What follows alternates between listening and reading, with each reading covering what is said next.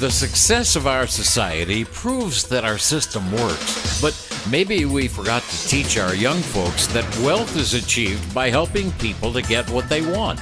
So, if no one has yet taught you how the game is played in the big leagues, well, guess what? Now, it's your turn. Here's our rallying cry.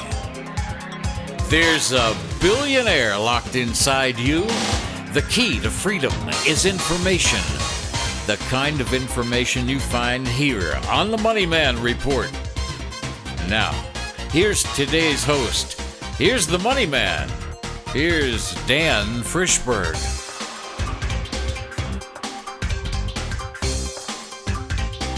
Good morning, everybody, and welcome to the Money Man Report. I promised you I was going to do more of these programs, and I am, and they're going to be better. Today I'm going to introduce you to one of the smartest guys who ever appears on this program, Jim Rogers. Over the 30 years that he's been coming on our program, if you've paid attention, he has made you a fortune, and probably just the common sense that he's going to add to our lives today, I predict, he's going to help us again increase our wealth. So he's entertaining, he's smart, and he's been right a lot. Now, one of the things I like best about Jim, talking to him and having him on the program, is he's not in the United States. He's a patriot. He's an American citizen, but he lives in Singapore, and he gets to hear the story of all the things that are going on here in the United States and our relationship with other countries, but he gets to hear it from the point of view of the people in Asia and Europe and China. So it's fascinating to talk to him. I know it's going to be valuable, and so without any further ado, I'm going to introduce you to my guest for the day, Jim Rogers. Today, we have a special guest, Jim Rogers. I haven't talked to him in a long time, but he's in Singapore right now. So, Jim, a couple of years ago, you told me right here that commodities, agriculture, and fertilizers, those things which we're all making a fortune on right now, that was what you were investing in. Now, that was a couple of years ago, and that was a perfect call. You made me and a lot of people money pointing that out. Tell me, how long is that going to last, and what are you doing now? Well, Dan, every once in a while I get it right. You expect me to get it right again? Oh, my gosh. No, this is going to last a long time. Agriculture has been a nightmare for a long, long time. For many reasons.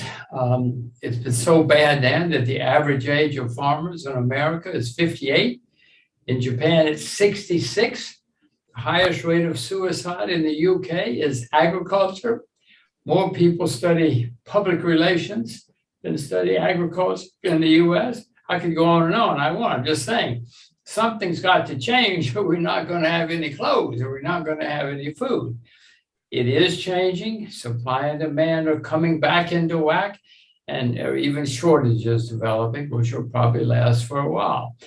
I don't know how long it will last. Historically, when governments print a lot of money, it started having inflation, and the inflation lasts for a few years. So I would suspect this has a few years to go. There will be setbacks along the way, but I'm not selling mine. In fact, I may buy more.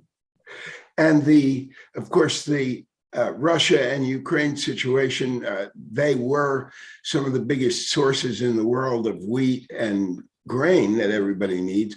And so in the United States and in Europe, the price of these grains is doubled. So it's actually more profitable than it was even by the vision that you had. So do you see that as attracting more farmers now? Because it's obviously going to be more profitable. We're making a lot of money on John Deere, and because of the upgrading of equipment, so somebody's getting interested. Well, yes, eventually, of course, it'll attract more people to agriculture, but I don't think, if you look out the window, Dan, I don't think you're going to see a lot of people rushing off to buy tractors, not new people anyway yet. or to buy farmland. These things take a while. You go back in history, there have been many periods when the richest people were the farmers, and many periods when the poorest people were the farmers.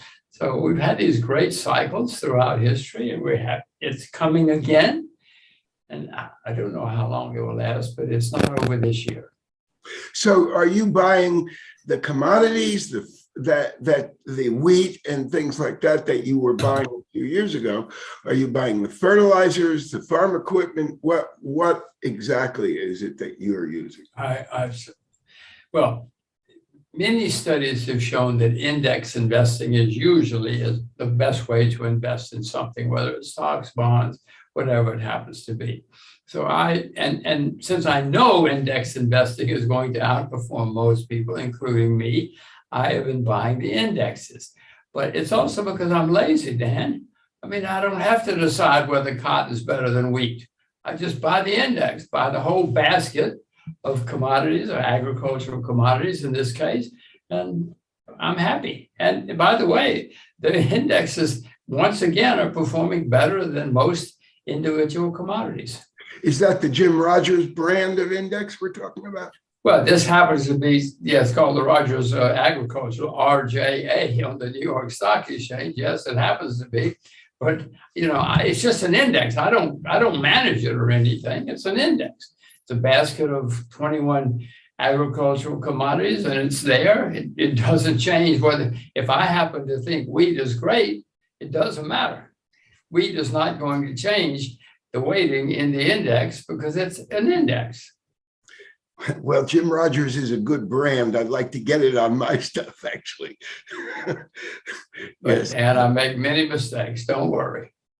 All right. So look, we talk about debt all the time, and the fact you were worried about the debt for many, many years. And of course, now it's exploded in a way that even you probably didn't dream that was possible. I guess it has to do with the stupidity of the people running the country right now.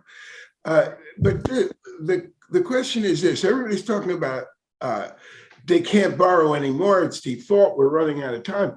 But if there's an inevitable default coming, and they have to monetize, some type of welching on the debt is going to be inevitable. Everybody can see that.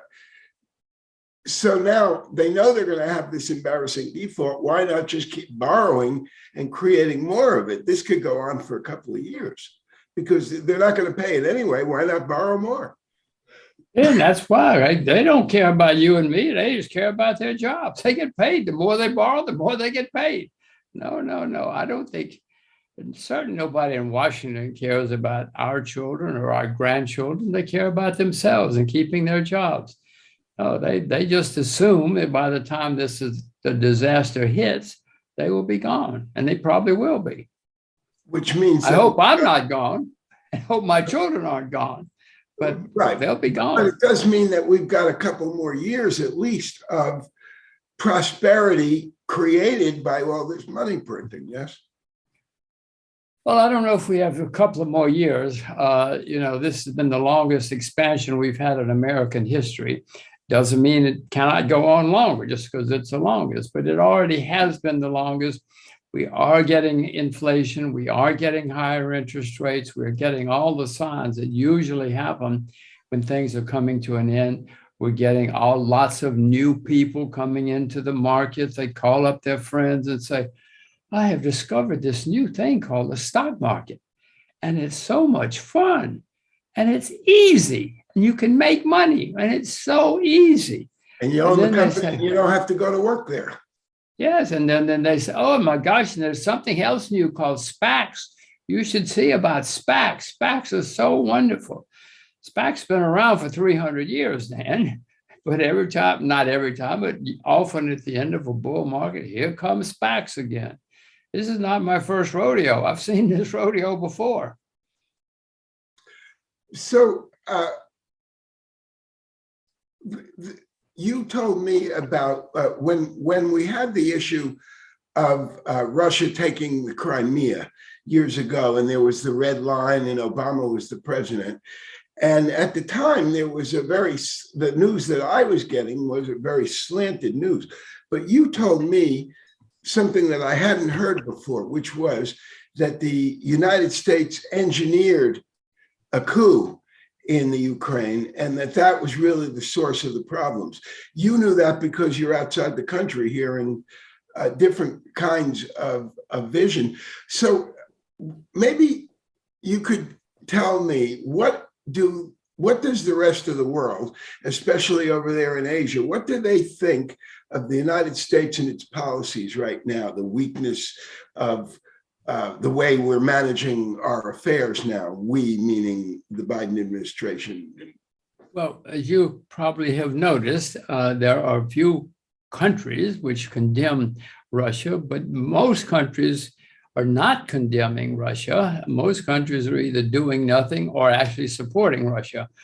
So it's not as, I'm sure if you sit there and watch American TV, all you hear all day long is horrible Russians, horrible Russians. But the rest of the world, there are people who say horrible Russians, but many people in the world are not saying horrible Russians. They're not saying horrible anybody. They're ignoring it and hoping it goes away and leaving it alone.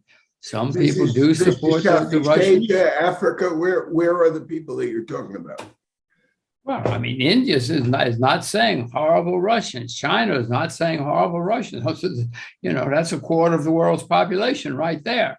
But many other countries are, yes, Japan has condemned Russia. Yes, Singapore has condemned Russia. But if you look at most Asian countries, they're taking their hands off. They're not getting involved. Either they don't care or they don't feel strongly enough to come down hard on either side. So it's not like we've seen in some times in the past when the world would be a huge outpouring in the world. It's not happening this time, condemning Russia or supporting Russia. What is the argument from their point of view about why that's okay?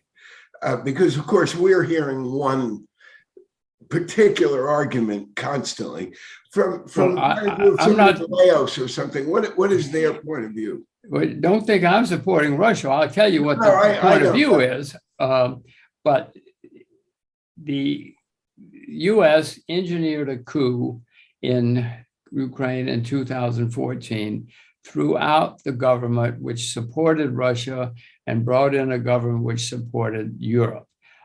This is a well-documented coup, which the U.S. certainly agreed and acknowledges. If you ask them, they don't sit around talking about it. This very clearly happened. It was at that point that the Crimea had an election and voted to return to Russia. Now, the Crimea had been part of Russia for over 200 years or something, a long, long, long time. And one night, Khrushchev got drunk and said, I'll give you the Crimea back, get to Ukraine, when he was in a drunken stupor. And so Crimea has only been it never was part of Ukraine, only for a few years. And by the way, if I'd been in that boat, I would have voted to go back to Russia too. I don't want to be part of Ukraine. It's a hopelessly managed country. I wouldn't want to be part of either. But if I were in the Ukraine, I'd rather say, okay, I want to go back to Russia where we were for many, many, many decades. And of course, then when my grandfather was there, it was part of Russia. When my grandfather... No, Catherine the Great bought it from the Turks in 1782 or something. I mean, don't quote the year, but no, Catherine the Great with real money, probably gold, went and bought it from the Turks in the 1780s. So it's well over 200 years ago that it was a legitimate arm's length purchase by Catherine the Great from the Turks. And the Crimea, you remember the March of the Light Brigade or the what was it, the Ride of the Light Brigade when the Light Brigade got charged? Yeah, that was the British fighting the Russians in Crimea. That was, it's many people know that classic poem. And it was about the British Army fighting the Russians in Crimea in the 1850s. So anyway, and then after the coup in parts of Ukraine, Ukraine is not, I mean, it's not as though Ukraine sort of came down from heaven one day. It's been pushed together over a few decades, a few centuries. Parts of Ukraine, as it is on the map, are full of Russians, especially in eastern Ukraine. They're all Russian, speak Russian, are Russian, etc. So they voted 2 or 3 years ago to secede from Ukraine, which, I mean, if in a world in which we all think that everybody should be able to, vote and be where they want to, some say that's okay. So the Eastern Ukrainians voted to secede from Ukraine and set up an independent nation. Well, the Ukrainians, a few months ago, started sending troops to the border. I don't think the US press reports this, but it's reported elsewhere that all these Ukrainian army troops were showing up on the borders of these provinces which had voted to secede from Ukraine. And that's, now I'm only telling you what I read, I'm reported.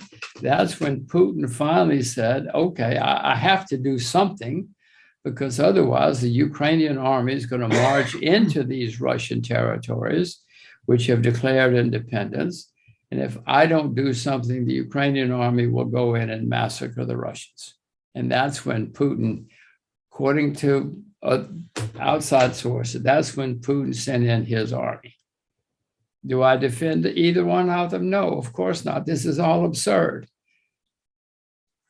Yeah, and I should point out to people that in all these years that I've known you and since you've been living outside the United States, you've always still, with me, identified yourself as an American. You've always been patriotic as anybody else that I know here. And so they should know that even though you live in Singapore, you're not taking an anti-American stance. You're a citizen just like the rest of us. No, I'm an American citizen, American taxpayer, American voter. But Dan, I will also say, I'm not the first person to say there is no greater patriotism than to criticize your government and your country when it does something wrong. We all know. I just wanted to let people know who don't know you that well that when you say these things, these are not anti-patriotic. These are you correcting your country, hoping that it does a better job. I am just stating facts as I have. You ask what are other people saying? This is what people in other parts of the world are saying. Let's talk about the reserve status of the dollar. Whether even if you think that Russia is the worst guys in the world, and we've been paid a lot of money to be the world's policeman, or at least pose as it, and because of this reserve status. For the people that don't know what I'm talking about, when you have the currency that everybody uses in the world, and it's very convenient to have that.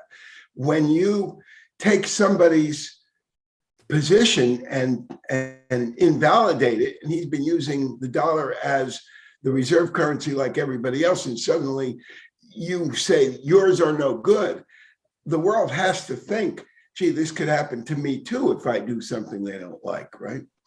Well, unfortunately, that's exactly what's happening now. The US dollar has been the world's reserve currency for 100 years or so. By the way, no reserve currencies lasted more than 100, 150 years or so. We've had many reserve currencies in history, but they all move on eventually. What's happening now is many countries are being forced to think about using something besides the US dollar. Now, when everybody uses the US dollar, then you and I are in good shape, because we can use it anywhere in the world. We can go to a hotel in any country or a restaurant anywhere. Everybody will take US dollars.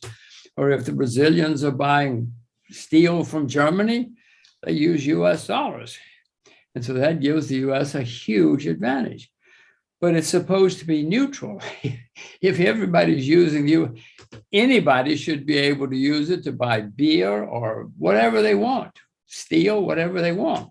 But what's happening now is Washington, if they get angry at you, says, okay, you cannot use US dollars anymore. Well, needless to say, that means a lot of people get agitated and start looking for something else because it's supposed to be a neutral medium of exchange. And people were already looking for something to compete with the dollar because this was happening. This most recent case in Ukraine and Russia, where America's frozen Russian assets, confiscated Russian assets, says you cannot use US dollars. Well, it's not just the Russians. Now, a lot of people down are saying, wait a minute, that could happen to me. That could happen to us. And so now the move to find something else besides the US dollar is accelerating. I don't like it. I'm an American like you, but I have to deal with facts. Right, but what direction are they going? What are they thinking of doing? They're collaborating. There's really nobody else you can trust either. The problem is China's no better. What are the other alternate strategies that they might pursue? Well, Daniel, if you can find it, please don't announce it. Tell me, because I'm looking for it too. We're all looking for what's going to wind up on top. The Chinese renminbi conceivably, but that's very unlikely because the Chinese renminbi is not a convertible currency. You can't just pick up the computer and buy and sell like you can euros or something. So that's unlikely. So the world, including me, are looking to see what they're going to use, what is going to be the new competitor and eventual replacement for the US dollar. I do not know. Chinese currency would be on paper, but except for the fact that it's not convertible. I mean, the Russians, for God's sakes, that sounds absurd, and it might be absurd, but it is a big country. They don't have a lot of debt. It is a freely convertible currency. I have no idea. I am looking every day. In terms of the policy, the way we in America conduct policy, and it's being done, of course, by our representatives, who I didn't vote for, I should be clear. But Art Laffer told me many years ago, he made this brilliant distinction, it appeared to me, between the static analysis and dynamic analysis. Excuse me. That is, he said, that there's this whole group who they see something, they make an adjustment, but it never occurs to them what the other guys are going to do in response to that. And that's why their policies don't work very often. So this is kind of this taking away the use of our reserve currency from Russia is an example of that, of our government not being able to see what the next step might be. Is that how it seems to you, or am I missing something? Very, very perceptive. That's exactly what's happening. Now, I would like to think that the people in Washington were smart enough to say, well, if we do this, it's going to cause people to try to move away from the dollar. I'm afraid, Dan, they're just not smart enough. You and I would figure that out, but what is probably more likely, they're just so arrogant. I don't know if you remember this, but maybe 30 years ago, we were in a green room on CNBC. I don't remember whose show it was, but the two of us were kind of new at it. And we were talking about, oh my God, I can't believe these guys are so dumb. We were listening to the people on the air and we were both shocked at how little they really knew. And we were comparing those notes in the green room. Now they run the country, I guess, but this is not good. As I say, it's either stupidity or arrogance, or maybe it's both. But whatever it is, you and I are the ones who are suffering, and every American is going to have to are suffering. And it's going to, and once, when the British pound sterling lost its status as the world's reserve currency, England went bankrupt, literally went bankrupt. This was the country who'd been the richest, most powerful country in the world. 50 years later, it went bankrupt. So when it changes, it's not good. 100 years ago, there was no number two to England. not many people think about England as a powerful country anymore and rich country, because it's not. And that could happen to us. Let me shift gears completely, turn the page, and ask you about your view on cryptocurrencies. This is one of the things that I am asked the most often when I speak somewhere or when I talk to people who are in the audience right now. Talk about cryptocurrencies and their place in the world. Well, first of all money is going to be electronic. In China, it already is. You cannot take a taxi in China with money. You have to have computer money to take a taxi. You cannot buy ice cream. They're already ahead of us. But every country is working on crypto money, but it's going to be government crypto money. I don't think that when the US government says, okay, Daniel, this is now money, I don't think the government's going to say, but Daniel, if you want to use that money over there, you can use that money too. No, they like control, they like monopoly, they want to know everything that's happening. And so in my view, it's unlikely that if cryptocurrencies become successful and compete with money, the governments will outlaw it or tax it or regulate it or something, because they like control, they like monopoly. I don't like for them to have control and monopoly, but they like it. And Dan, they've got the guns. I don't have any guns. That's exactly the way I was going to put it, was everybody with a currency has always had an army before.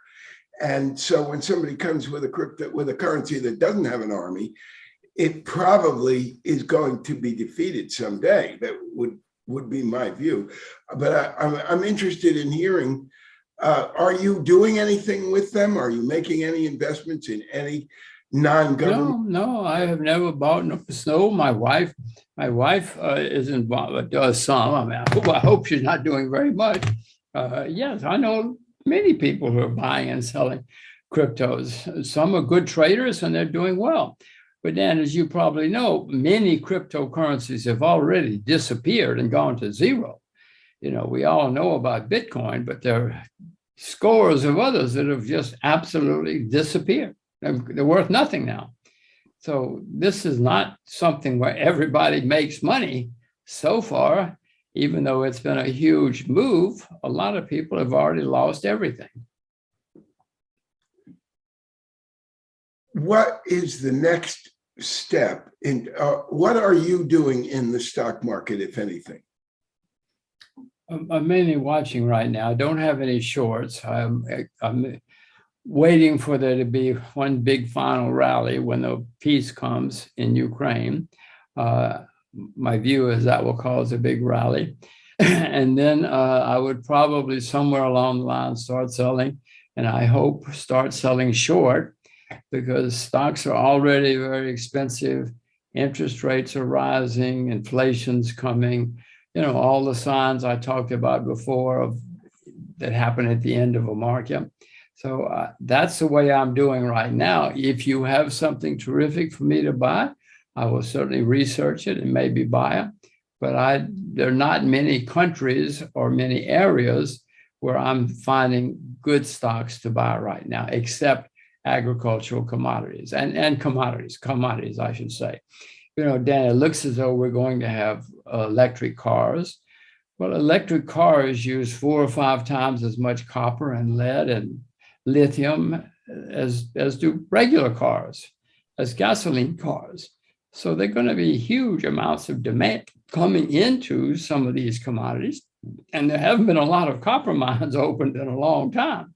So supply and demand continue to get out of whack, plus inflation from money printing. Is copper part of the Rogers ETF? Yeah. There are 4 of those: one for energy, one for metals, one for agriculture, and one for everything. Cool. That one is RJI. The ETF for everything is RJI. So, you know, I know you're aware of this, but in World War II, the Dow Jones Industrial Average started to go up at a point when no one knew, but it was really the turning point of the war in Europe. And the Dow knew it, even though none of the rest of us knew it. There seems to be the same kind of a thing happening with the stock market, the US stock market now, seeming to forecast winding down this Ukraine, Russia. Now, that's one way to look at it. And it's just I don't have any legitimate reason to say that that's what's happening, but it appears that that's what's happening. And it seems that Putin has softened his stance a little bit. Are you seeing anything like that from outside the country? No, of course. I mean, I see the same thing you do. The oil price is going down, gold is going down, stocks are going up. Markets often know more than we know. Not always. Markets make mistakes too. But you're exactly right. I mean, the Dow Jones Industrial Average bottomed in October of 1942 when who knew we would win that war? It was the Germans were still making great strides and doing lots of things. You know, we didn't land on D-Day until 2 years later, but the market was already hitting bottom and turning around. Markets often know more than we do. As I said before, the markets seem to be saying to me now that this thing in Crimea, Ukraine, is coming to an end soon. So what I want to know now is, what should I have asked you? You do a lot of interviews with a lot of people that are much smarter than me. And so what do the smartest people who are interviewing you ask you that I have missed? I mean, there are many questions, some of them off the wall and some of them very smart. I mean, somebody asked me, okay, if the US is going to have problems, where should I leave? I mean, my answer to that question is nobody can answer that question except you.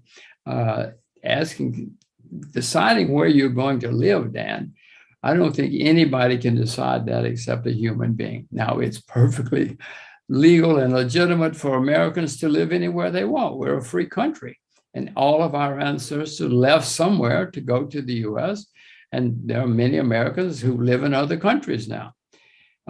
So I would not dare to tell anybody where they should live if they want to live in the US. It's like saying, okay, where in the US should I live? If you live in Iowa, maybe you should live in Georgia. I mean, it's up to you.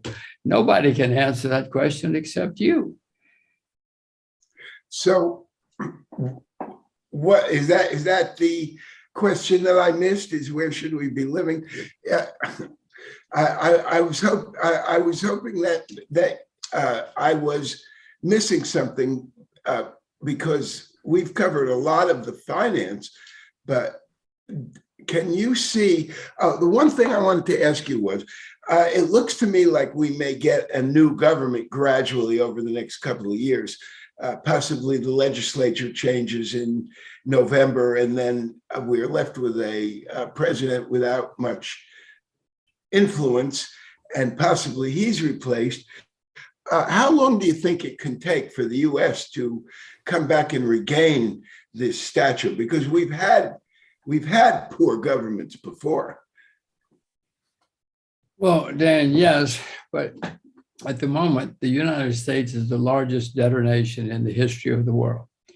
Never in world history has any government, any country been so deeply in debt as we are. And so this is a unique situation for America. After the Second World War, we had a lot of debt, but we also had huge amounts of savings that had been built up during the Depression and during the war. People couldn't spend their money, so there were huge savings all over America, even though to offset the debt. And there were a lot of factories that had been built during the war to produce things. So we had a lot of capacity. We had debt, but we had huge savings. So never in world history has there been a country that's in the kind of shape that we are in now. Dan, it is not good to be old. I mean, it's not good to be young. It is good to be old, because my children, I have 2 teenage children, they're inheriting some gigantic problems. I'm not going to pay the debt. But my teenage children are facing huge problems in the next few years. So should they stay? I don't know. It's up to them. It's a free country. Everybody can live where they want to. But people should be aware that the U.S. is the largest debtor nation in world history, and things are getting worse every week. And it doesn't mean you have to do anything, but you should at least be aware of it, because it is going to have consequences, and everybody should be prepared for the consequences. If somebody who really understood economics and understood dynamic analysis, if I was in charge, given how slowly everybody else in the world moves, and I'm going to say this just to elicit comment from you, but if I was in charge, I would just print up enough money to pay off everybody right now and assume that they can't make changes quickly enough, and I could get us out of here on dollars. Everybody still takes them. Well, Dan, that's wonderful. And whenever there's a crisis, people look for a nice, easy solution. It's a wonderful, nice, easy solution, but it won't work. What'll happen is you print up all that money and pay off all that debt. The currency is going to become worthless, and inflation is going to skyrocket, and you're going to have riots in the streets and all sorts of problems down the road. It's a wonderful theory, but it's been tried before. It doesn't work. All right. Well, okay. Well, I'm not going to be elected president anytime soon anyway, so I won't be doing it. Jim Rogers, it's a wonderful, I enjoy so much talking to you. I know the audience is grateful for you taking the time. And so I want to thank you very much for doing this and spending. I hope we can. Thank you, Dan. It's always fun. I don't know how we've done this for a long time.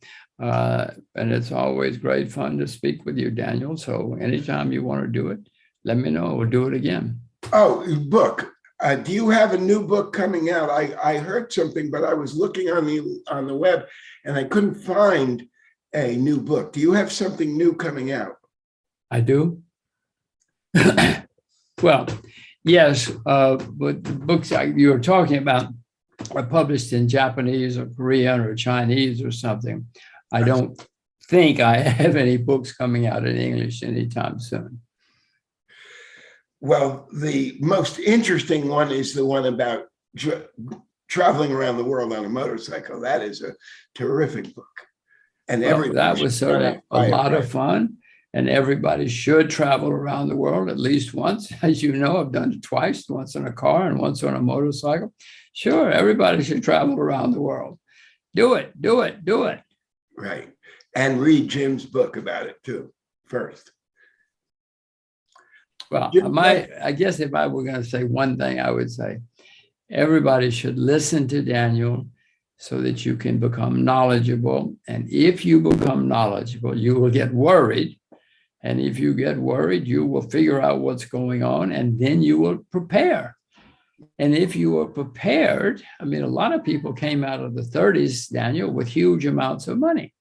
If you're prepared, you will do well and survive. If you're not prepared and if you're not knowledgeable, you might get wiped out. I love it. And I have a publicist listening to this who's thinking of plastering that all over the world, I'm sure. But anyway, I thank you so much. And we'll do it again soon, I hope. See you again, Daniel. Thank you. Bye-bye. This has been Now It's Your Turn with the Money Man, Dan Frishberg. If today's program piqued your interest, there's a video link and QR code on this page for a free workshop that'll teach you a lot more. Or you can find it on Dan's website. Just look for themoneyman.com/golden rule investing. That's themoneyman.com/golden rule investing. Now, if you're only hearing the audio, everybody agrees it's much more exciting and easier to follow on video. There's nothing to it. Just go to YouTube and type in The Money Man Report. You'll see that QR code and the link right there for that free workshop. And by the way, if you subscribe, you'll be personally notified every time we produce a new video. So we'll see you next time. If you missed anything, all this info resides in one place where Dan Frishberg lives. The address is themoneyman.com. It's all one word, themoneyman.com.